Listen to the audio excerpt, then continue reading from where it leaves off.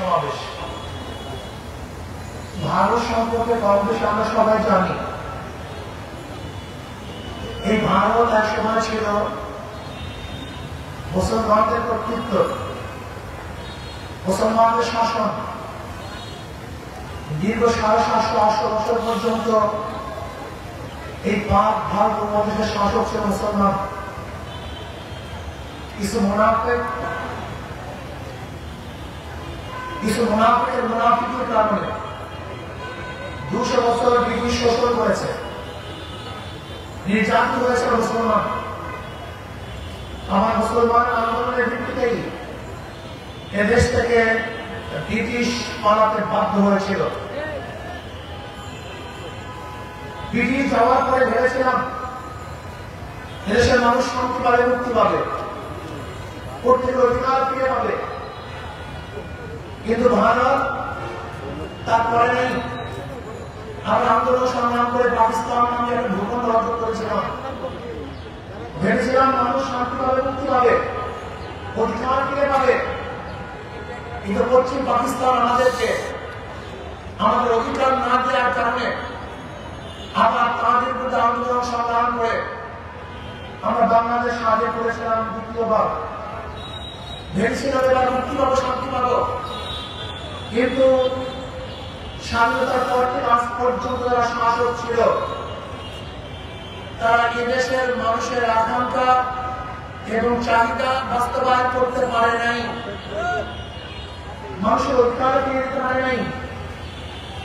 দলীয়করণ, ব্যক্তিকরণের মাধ্যমে, জুলুম অত্যাচারের মাধ্যমে দেশকে ধ্বংস করে ফেলেছে, ভারতকে বন্ধু বানিয়েছে। অথচ যার ভারত বন্ধু থাকে তার শত্রু প্রয়োজন হয় না। আপনারা জানেন সিকিম এক সময় স্বাধীন রাষ্ট্র ছিল, ভারতের খুবই বন্ধু ছিল, কিন্তু লেন্দু দর্জির মতো এক চাকরিপাল এবং মোশাররফকে সৃষ্টি করে সে সিকিমকে ভারতের তরফদার হিসাবে নয়, ভারতের অন্তর্ভুক্ত করতে বাধ্য করেছিল। আপনারা জানেন হায়দ্রাবাদ স্বাধীন রাষ্ট্র ছিল, ব্রিটিশ বলেছিল তোমরা স্বাধীন থাকবে, কিন্তু সেই স্বাধীন রাষ্ট্রকে পরাধীন করে ভারতের মধ্যে হায়দ্রাবাদকে দিতে বাধ্য করেছিল। আপনারা জানেন কাশ্মীর স্বাধীন রাষ্ট্র ছিল, কিন্তু ভারত সেই স্বাধীনতাকে দূর করে আজকে তাদেরকে গোলামি করতে বাধ্য করেছে। আজকে বাংলাদেশ স্বাধীন, ভারতের স্বাধীন হয়েছে, কিন্তু লেন্দু দর্জির মতো শেখ হাসিনাকে আর এক মুখ্যমন্ত্রী তৈরি করে ওদের গোলামি করার চক্রান্ত করেছিল। বাংলাদেশের মানুষ সচেতন, তারা জীবন দিতে পারে, রক্ত দিতে পারে, আন্দোলন করতে পারে, না খেয়ে থাকতে পারে, তারা খোলা আকাশে নিচে ঘুমাতে পারে, তারা সব কিছু স্বীকার করতে পারে। একজন বাংলাদেশকে গোলাম বানাতে পারে নাই। আজকে তারা কি করেছে? ফারাক্কা বাদ দিয়েছে। ফারাক্কা বাদের মাধ্যমে আপনারা জানেন এক সময় আমাদের বাংলাদেশ কৃষি নির্ভরশীল দেশ ছিল, পানি ব্যতীত ফসল করা যায় না। এর জন্য পরিবর্তন করতে হবে। বাংলাদেশের মানুষের আশা এবং আকাঙ্ক্ষা অনুযায়ী, বৃহত্তর মুসলিম এই সংখ্যাগরিষ্ঠ মানুষের আশা এবং আকাঙ্ক্ষা অনুযায়ী সিলেবাস তৈরি করতে হবে।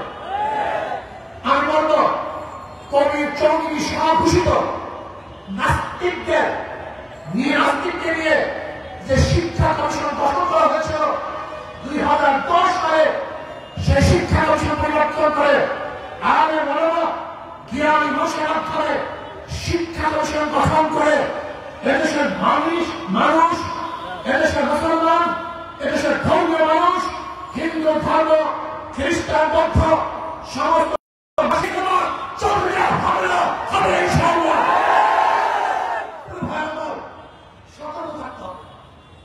চক্রান্ত রাখতে হবে। আজকে ফখরুল সাহেব বলেছেন মৌলুদের প্রতি ক্ষমতা আসে নাই, আসার সম্ভাবনা নেই। আমি ফখরুল সাহেবকে বলবো আপনি মৌলুদ হিসেবে মৌলবাদী বলে কাকে দিন করতে চান? কে মৌলবাদী? হিন্দু মৌলবাদী, খ্রিস্টান মৌলবাদী, বৌদ্ধ মৌলবাদী না মুসলিম মৌলবাদী? ইসলামী মৌলবাদ জিন্দাবাদ, জিন্দাবাদ।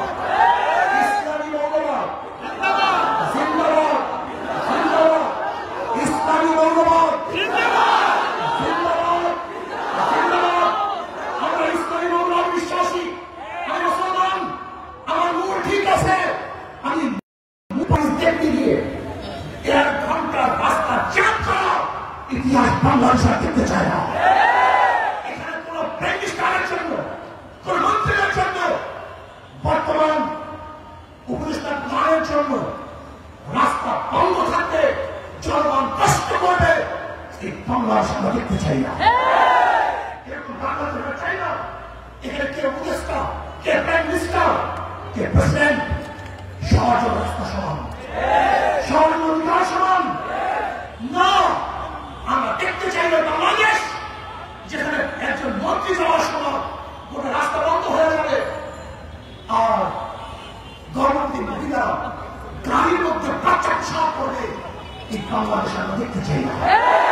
আমরা দেখতে চাই না বাংলাদেশ যেখানে একজন উপরস্থ কর্মকর্তা আসার কারণে ফেরি বন্ধ থাকবে আর সেই রুগী ওপারে ফেরি হবে, ভুগে দিলে মরবে। এই বাংলাদেশ আমরা দেখতে চাই না। আমরা দেখতে চাই না বাংলাদেশ বড় লোকরা বিদেশে গিয়ে চিকিৎসা নিলে আর আমাদের দেশের গরিবরা ধুকে ধুকে চিকিৎসা আমাদের মারা যাবে। সেই বাংলাদেশ দেখতে চাই না। আমি দেখতে চাই না সেই বাংলাদেশ কেউ থাকবে 10 তলায়, কেউ থাকবে 20 তলায় না। কেউ খাবে, কেউ খাবে না, তা হবে না, তা হবে না। কেউ পড়বে, কেউ পড়বে না। কেউ পরিধান করবে, কেউ পরিধান করবে না। কেউ গোশ খাবে, কেউ মাছ খাবে, আর কেউ না খেয়ে থাকবে। সেই বাংলাদেশ আমরা দেখতে চাই না। শান্তি সুখ করবো, সবাই একত্রে শান্তি সুখ করবো। দুঃখ কষ্টে থাকবো তো সবাই দুঃখ কষ্টে একসাথে থাকবো। আরামাস করবো সবাই একই সাথে আরামাস করবো। আমরা চাই বাংলাদেশের প্রত্যেক নাগরিক সমাধান ভোগ করবে, তার শান্তি বসবাস করবে। আজকে আমি জামাতকে বলবো, আপনাদের জন্য সুবর্ণ সুযোগ চলে আসছে। আগামীকাল নির্বাচন হবে না, হকের ওলামায়ে কেরামের সাথে আপনাদের যে মতলব আছে বসে সমাধান করেন। চমৎকার সুযোগ, চমৎকার সুযোগ। দেখেন, নৈতিক ও আদর্শ নীতি না থাকলে সামরিক থাকে না। দিন বিষয়ে আমাদের চরম দুঃখ ছিল, একই সাথে আন্দোলন সংগ্রাম করেছেন, কিন্তু আদর্শ নৈতিক মিল না থাকার কারণে উভয় প্ল্যাটফর্ম ভিন্ন হয়ে গেছে। আমরা চাই না অনৈতিক কোন অনৈতিক কোন অনৈতিক কোন মানে লোক দেখানো কোন